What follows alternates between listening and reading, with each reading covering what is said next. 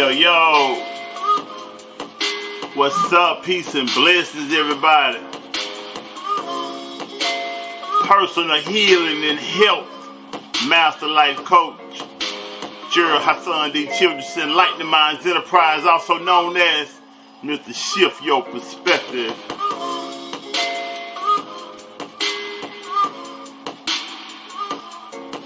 It's a light vibe here, man.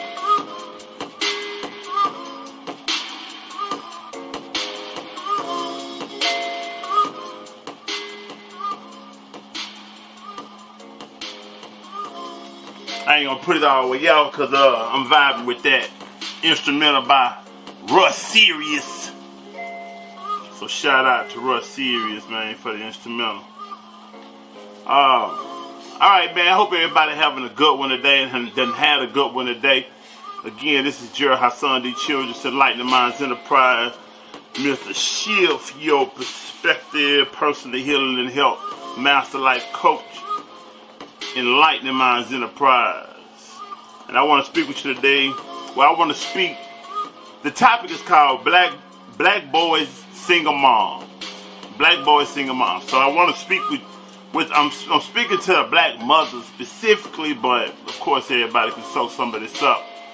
And I hope this isn't too loud. Let me adjust this sound just a little bit more. Yeah, there we go. So it don't have me yelling and going on, you know what I'm saying? So, anyway, it's titled Black Boys, Single Moms. And what I'm going to talk about in this particular topic is basically, it's kind of like some one-on-one about some things I think moms should know about her little black king, you know what I'm saying? And it just comes from things that I've experienced myself. With specifically my youngest two boys, and me not particularly being there, but things that I witnessed in my presence, not, it's kind of some more detail to that. But anyway, it's things that I personally witnessed and things that I've witnessed, in the barbershops and in other places, not necessarily having to do with me. Particularly, I just witnessed some things and things I've talked about and things I've had conversations with some mothers about in regards to their young black kings. So, just getting right into it. The young black male king. Well, one thing that I think that is good to know about the male ego is that, it's different. The male and the female definitely has egos, and it plays a good role, but it also can play a counterproductive role. But the one thing about the male ego is that, it can be abused. It can be bruised. It can be bruised.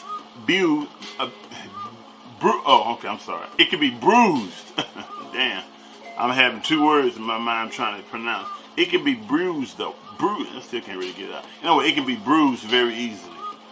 And one thing particularly about the male is that even as a child, the male has a natural inclination towards females. Now, don't get me wrong, I'm not saying that the male child is after a woman at a very young age. I'm saying he's aware. And I remember when I was a kid, my mother's friend, her friend, they probably was in their 20s at the time, but I was a kid, and I remember my mother's friend used to always be like, "Oh, this is my little boyfriend, this, that, and other," and I used to like it. You know what I'm saying? I was little, I used to like it, and so the woman used to do things that, and she used to change clothes and stuff in front of me, and I think that I never seen her naked, but I'm saying. She used to be like, "Nah, he don't gotta go nowhere. That's my little boyfriend. Wait till he get older," stuff like that. But anyway, my whole point was saying all that to say is that he's aware. So I say that to say his ego has to be dealt with a particular kind of way, because if you deal with the young black male's ego in the wrong way, in an unhealthy way, especially at such a young forming age. He can be damaged so easily, and that damage can carry off into his adulthood. And I'm going to get more into that as we go along in this topic, but that's one thing I particularly want to point out is that the fact that the male ego is different, definitely different from the female ego. And let me tell you something else before we go on further, is that you really can watch, when you watch a little boy, when you watch a little boy, I'm saying like a young little boy, like in his probably elementary years and below, if you watch the way he deals with mom, his way of loving mom is a lot more protective. The way the little girl can be his same as the young loves mom is different. It's more like in a sisterly type of way. And they kind of have their thing, but it's different. So they can be, happy-go-lucky, having a good time, this, that, and other, and they both going to be creators and girly, and so on. But the little boy, he naturally has a more protective type of nature. And that's the way he loves mom, that's the way he loves his sister, that's the way he loves the women in his family. However, that piece of him, that part of him, can also be smothered out. It can be, if it's not cultivated, then it can be put in a place to where he becomes, again, like a baby. He becomes, I guess he adapts this thinking that, I don't have to protect mom, or it's wrong for me to protect mom. Because I've been around some situations where, mom may yell at her son for his protective response towards a man that he sees likes his mother. And so I hope y'all can hear the sound on my mic, but I'm gonna push forward. I hope you don't really hear the sound. But anyway, if she chastises him for him acting out what has been divinely put into him, then he's going to eventually he's not going to do it. He's not going to respond no more, because then he started to see it's the wrong thing. I shouldn't do it. And next thing you know, he's going to be not doing it for so long, then we wonder why the young black male isn't protective of his female, isn't protective of the female, So just be careful about his ego. And now, moving beyond, okay, one thing I want to put out about that, because I'm not sure if I listed it in here before I move forward, is that with his ego, you have to be careful about how you chastise him and whom you chastise him in front of. When the black male is the young black male, the older black male, however, but we're talking about the baby. So when you go into chastising him, correcting him, admonishing him, or whatever, try to do it in the most respectful way. Try to do it in the most calm way. Try to talk to him. Try to appeal to his intellect. Know that that's the piece of him that you really want to appeal to. You don't want to have to whip him. You don't want to have to hit him. You want to try to shape his mental, shape his creative thought. And so the main thing is that, again, you can smother out, or you can destroy a lot of his masculinity, or his masculine traits, or his divine male attributes by the way that you handle him and the way that you handle those particular traits. If you're not cultivating them, but instead you're cultivating his feminine side, which every male and female has both of, but one has more of the other. However, if you cultivate his female attributes, then that's the side, that's when you get a more of a passive male. I'm not saying that the male should be dominant and just overbearing and obnoxious. No, I'm saying that he definitely shouldn't be passive neither. That's not his role. That's not his position. He cannot be the protector, the one that goes out and get it and not quit if he's passive. Because soon as a challenge hit him the wrong way, he's going to try to find an easier route of going by getting it. He's going to resort to other things so that he doesn't have to deal with the pressure that comes with the process. So I'm saying, of course, I want you to keep this in mind. Of course, because we have a tendency to always be like, well, the girl do too, the daughter do too, the female do too. Listen, when it's just we have to adopt this thinking. I'm saying this, I just kind of a little bit off subject, but whenever it's hard for a person to learn something or embrace something or to hear what's being said when we're constantly on the defense. Now, when we get to inclusiveness, like me too, that too, it's like you missed the point. Of course that's you too. It's just like when we say Black Lives Matter and somebody else say all lives matter. Of course all lives matter. But I'm saying I'm trying to make a point about Black Lives Matter because right now that's what's being threatened. So what I'm saying right now in regards to the black male is definitely under attack.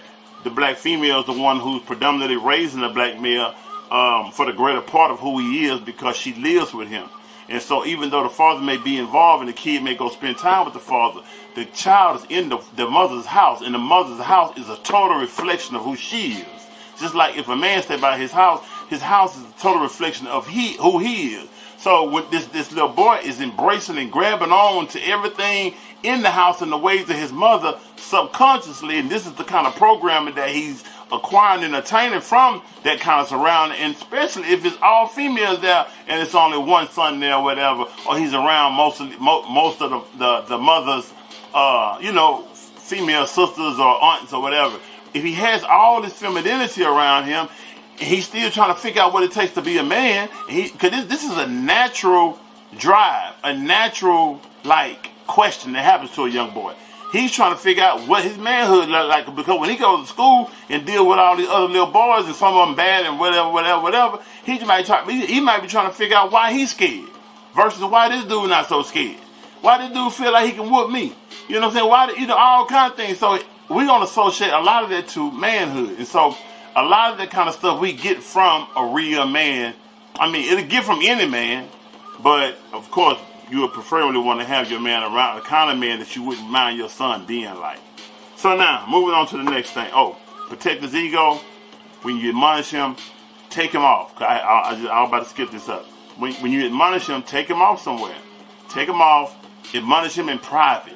Take him off like in the restroom. If you're in a public place, take him outside. Take him away from people and admonish him. If you're going to spank him, do it in a private place, and you make him straighten up his face before you go back into that private place. But you try to do it even out of love. When we discipline our kids, it don't have to be like I'm just totally pissed off and you make me sick. We gotta discipline them out of love too, and get them to understand that I love you. And if you just don't do certain things and listen to me, then these things wouldn't happen, because I may whoop you, but life is going to whoop you a different kind of way if you think you're going to do what you want to do. There's a certain way you got to live life and rules you got to apply by. And this is the way we got to love, admonish, and teach our kids, our young people. So now, what must be understood about him? I kind of really cover that with everything I just said. What must be understood about him is that the fact that, you're dealing with a protector, a provider, a maintainer, not just physically, but physically, mentally, and spiritually. He has to be cultivated in that way. And if unfortunately you have to raise this young man by yourself, and you're in a situation where you just don't have those kind of male figures, or you don't feel you have those kind of male figures around you that your son can get something from, the barbershop is definitely one place he's going to get something from. But teach him how to treat a woman.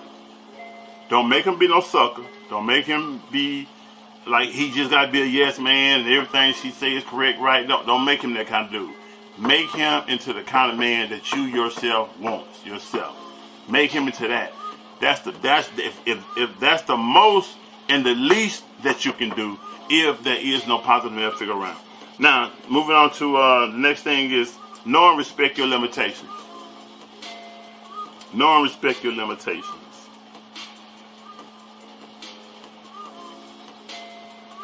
When I say know and respect your limitations, I had to really get some thought just now, because I wrote these notes down a few days ago. And I don't know where my mind was at when I put it. But anyway, know and respect your limitations.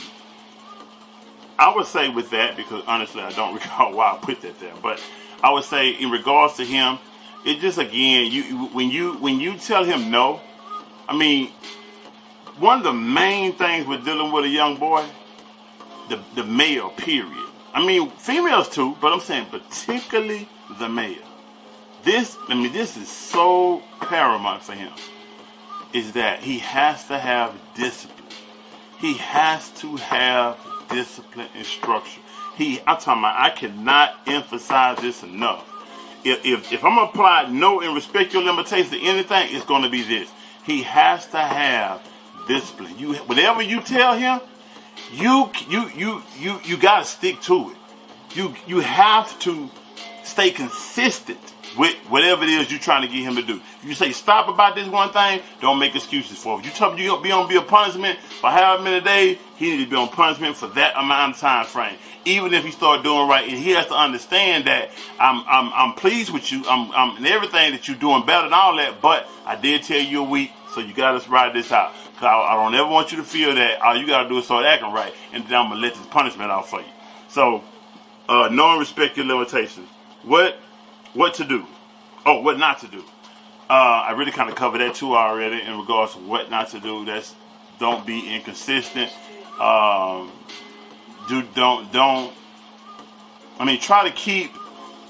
Don't admonish him. Don't whip him in front of people. Don't abuse it. Don't bruise his ego in front of people. Don't talk down on him. Don't if he's acting bad, do not tell him he acting like his father. You act just like your damn father. You act just like your big head ass, ugly ass. Don't do that. Don't tell him he acting like his father when it's something bad. Because if he loves his father, if he admires his father, then guess what? He's gonna feel like he's on the right track. And that's not telling him nothing is wrong. I'm telling you from a fact, because I remember it happening to me in my young years when I was growing up. That I was told that whenever I got caught stealing up, what you call that, shoplifting, the police brought me home or whatever, shit, that was my mom. When she would be, the first thing come out of her mouth, you act just like your goddamn dad. But guess what? I'm talking about, I remember this consciously, that when she said that, I'm talking about in my mind, I say, well, I know you love me, so I must not be doing too much wrong. That's the way I read that out in my mind. So that encouraged me for my behavior. So don't do that. Don't glorify his wrongs. Don't laugh at it. Don't say, girl, you know he ain't gonna listen to you, or he got attitude. Now I'm telling you, when y'all do stuff like that, you encourage that behavior. When you say he ain't gonna listen to you, girl, don't do that. I'm telling y'all, you encourage that behavior. What you do is speak in a way that you don't want the child to do. You better yet, like if he fall and hit the floor, get an example. Oh, boy, you all right, get on up. You good. Laugh at him a little bit. You good, get on up. You big boy, get on up. But if you, oh, baby, you all right? You come here, baby. He gonna start crying. Cause he feel like that's what he's supposed to do. You have to make, you understand, ladies, that you are only a lady and you only can do what you can do. But again, I'm just trying to give you some tools to use. Cause we have to stop getting out. We have to do something. You're gonna have to start doing better with your child's father and stop pushing. And don't get me wrong, but some of y'all push fathers away. That's just point blank bottom line truth. If you're honest with yourself, you know it's the truth.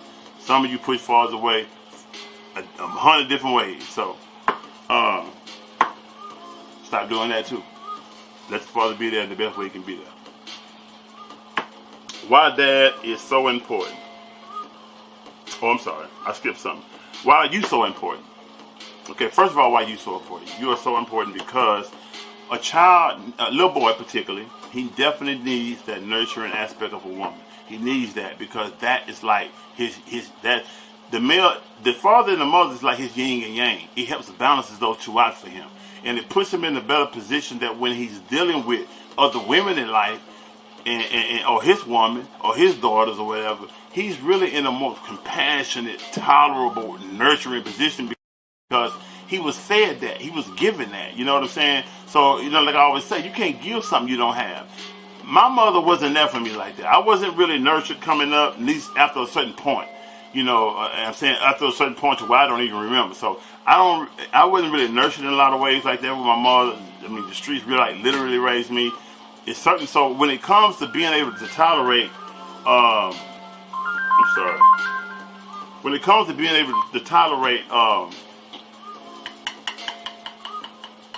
for me, very emotional people, because emotion is not a logical thing. It's not a mental thing. It's a feeling thing. So I only have so much,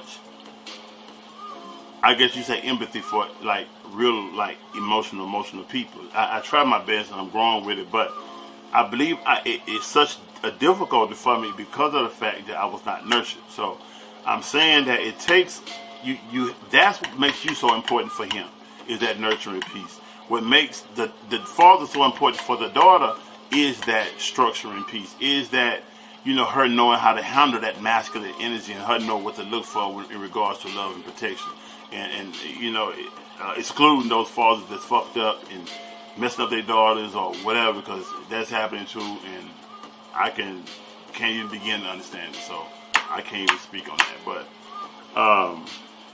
But also why the dad is so important. The dad is so important to the sons because he needs that. The dad is the one who gives the son structure, who gives that son really that discipline I was telling you about a while ago. The dad, because the dad is pretty much, he's about, if he say stop, he only gonna say it probably 2 times the most.